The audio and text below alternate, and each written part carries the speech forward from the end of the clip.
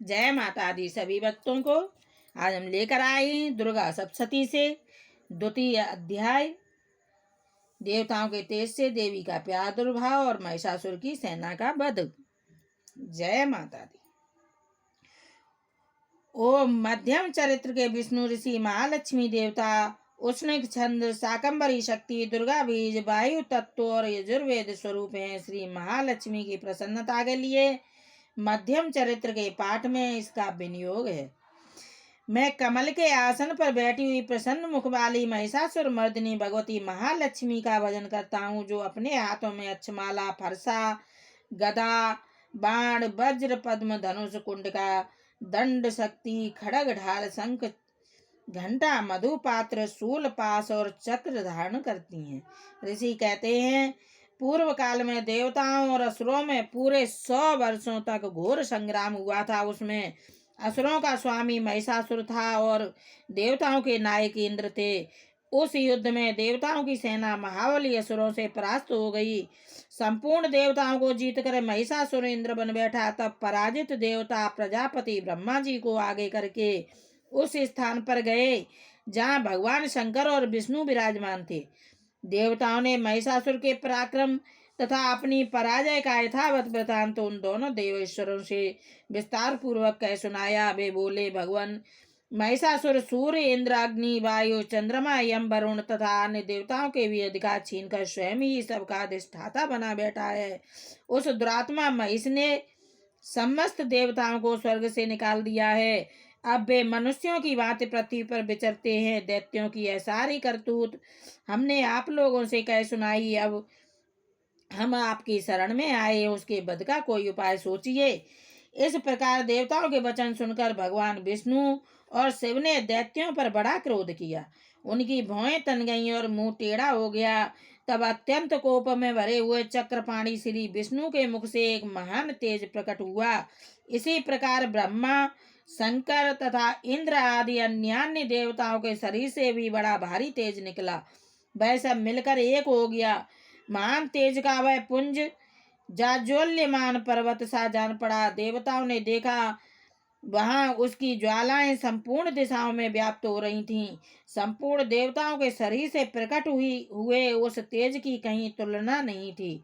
एकत्रित होने पर वह एक नारी के रूप में परिणत हो गया और अपने प्रकाश से तीनों लोकों में व्याप्त जान पड़ा। भगवान शंकर का जो तेज था, उससे उस देवी का मुख प्रकट हुआ। यमराज के तेज से उसके सिर में बाल निकल आए। श्री विष्णु भगवान के तेज से उसकी भुजाएं उत्पन्न हुई। चंद्रमा के तेज से दोनों स्तनों का और इंद्र के तेज से मध्य भाग का कट प्रदेश का प्रादुर्भाव हुआ। वरुण के तेज से जंगा और पिंडली तथा पृथ्वी के तेज से नितंब भाग प्रकट हुआ। ब्रह्मा के तेज से दोनों चरण और सूर्य के तेज से उसकी उंगलियां हुई। वसुओं के तेज से हाथों की उंगलियां और कुबेर के तेज से नासिका प्रकट हुई। उस देवी के दांत प्रजापति के तेज से और तीनों नेत्र अग्नि के तेज से प्रकट हुए थे। उसकी भौहें संध्या के और कान वायु के तेज से उत्पन्न हुए थे। इसी प्रकार अन्य देवताओं के तेज से भी उस कल्याणमयी देवी का आविर्भाव हुआ। तदनंतर समस्त देवताओं के तेज पुंज से प्रकट हुई देवी को देखकर महिषासुर के सताए हुए देवता बहुत प्रसन्न हुए। पिनाकधारी भगवान शंकर ने अपने शूल से एक शूल निकालकर उन्हें दिया। फिर भगवान विष्णु ने भी अपने चक्र से चक्र उत्पन्न करके भगवती को अर्पण किया। वरुण ने भी शंख भेंट किया। अग्नि ने उन्हें शक्ति दी और वायु ने धनुष तथा बाण से भरे हुए 2 तरकस प्रदान किए।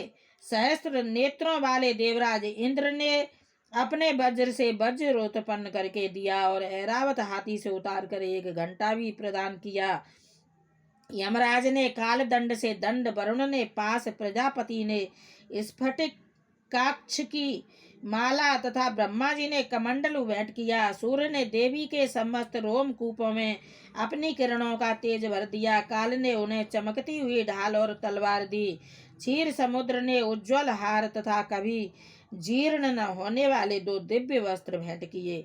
साथ ही उन्होंने दिव्य चूड़ामणि, 2 कुंडल कड़े उज्ज्वल अर्धचंद्र, सब बाहुओं के लिए केयूर, दोनों चरणों के लिए निर्मल नूपुर, गले की सुंदर हंसली और सब उंगलियों में पहनने के लिए रत्नों की बनी अंगूठियां भी दी।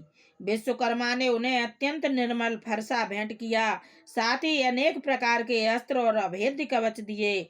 इनके सिवा मस्तक और वक्ष स्थल पर धारण करने के लिए कभी न कुमलाने वाले कमलों की मालाएं दी। जलद ने उन्हें सुंदर कमल का फूल भेंट किया।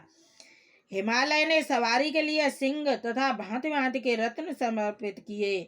धनाध्यक्ष कुबेर ने मधु से भरा पान पात्र तथा संपूर्ण नागों के राजा शेष ने, जो इस पृथ्वी को धारण करते हैं, उन्हें बहुमूल्य मणियों से विभूषित नागहार भेंट दिया।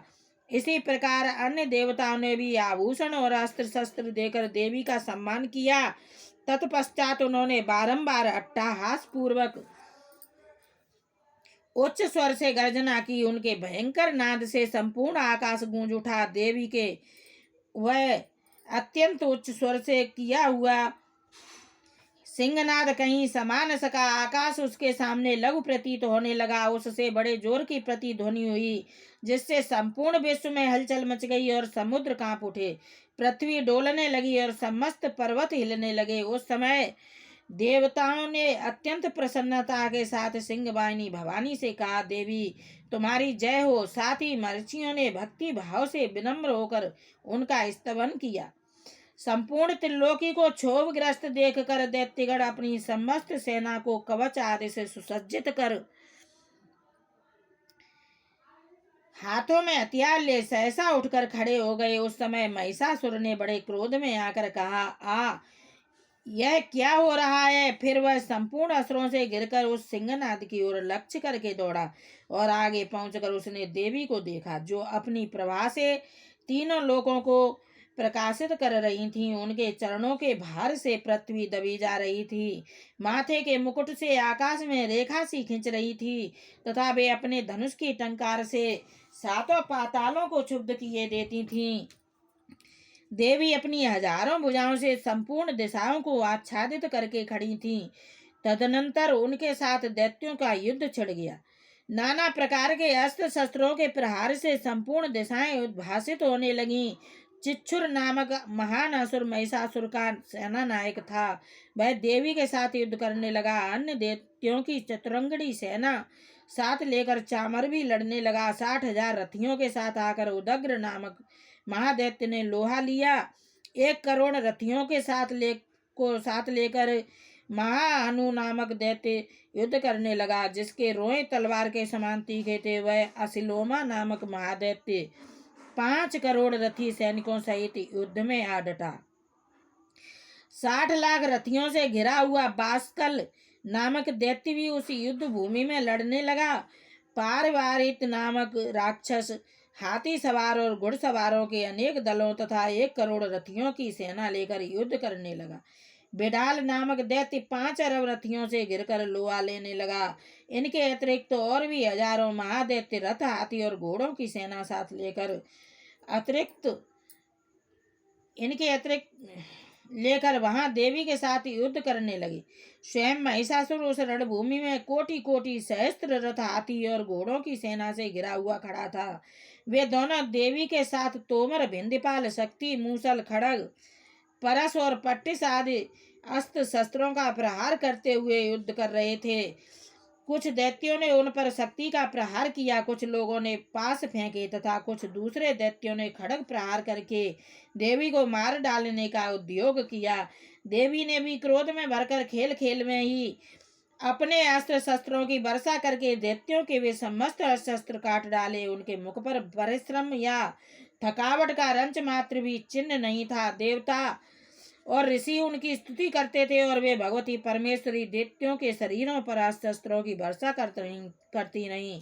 देवी का वाहन सिंह भी क्रोध में भरकर गर्दन के बालों को हिलाता हुआ असुरों की सेना में इस प्रकार विचरने लगा, मानो वनों में दावानल फैल रहा हो।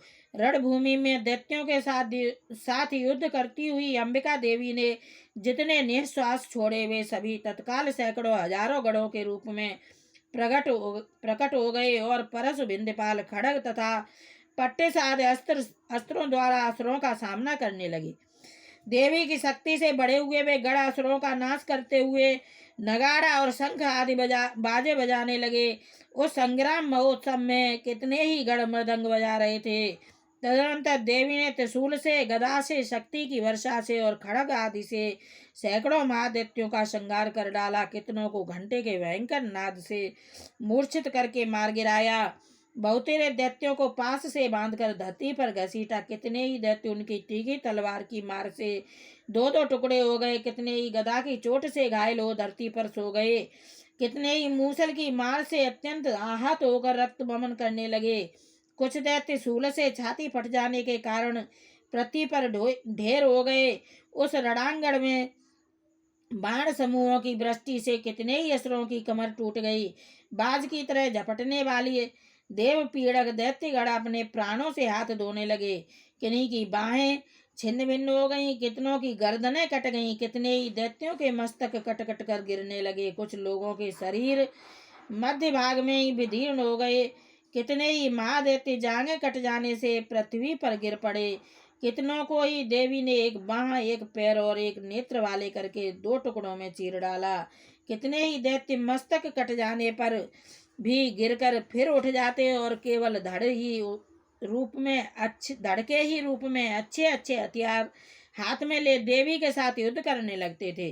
दूसरे कबंध युद्ध के बाजों की लय पर नाचते थे। कितने ही बिना सिर के धड़ हाथों में खड़ग, शक्ति और रिष्टि लिए दौड़ते थे तथा दूसरे दूसरे महादैत्य ठहरो ठहरो यह कहते हुए देवी को युद्ध के लिए ललकारते थे।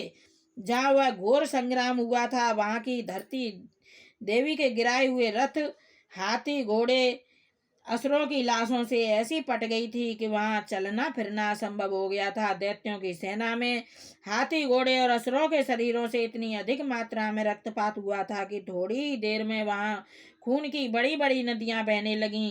जगदम्बा ने असुरों की विशाल सेना को क्षण भर में नष्ट कर दिया। ठीक उसी तरह जैसे तृण और काठ के भारी ढेर को आग कुछ ही क्षणों में भस्म कर देती है, और वह सिंह भी गर्दन के बालों को हिला हिलाकर जोर जोर से गर्जना करता हुआ दैत्यों के शरीरों से मानो उनके प्राण चुने लेता था। वहां देवी के गणों ने भी उन महादैत्यों के साथ ऐसा युद्ध किया जिससे आकाश में खड़े हुए देवतागण उन पर बहुत संतुष्ट हुए और फूल बरसाने लगे। इस प्रकार श्री मार्कंडेय पुराण में सावर्णिक मनवंतर की कथा के अंतर्गत देवी महात्म्य में महिषासुर की सेना का वध नामक दूसरा अध्याय पूरा हुआ। जय माता दी। सभी भक्तों से विनम्र निवेदन है हमारा चैनल जरूर सब्सक्राइब करें, लाइक और शेयर करें, और जिन्होंने कर लिया है उनको बहुत बहुत धन्यवाद, ताकि जो भी वीडियो हम डालें आपके पास नोटिफिकेशन पहुंचे सबसे पहले। जय श्री राधे, जय माता दी। सबको नवरात्रि की बहुत बहुत हार्दिक बधाई। सभी लोग अपने घर में नवरात्र में चलाएं, इसका लाभ उठाएं जो हमने वीडियो डाली हैं।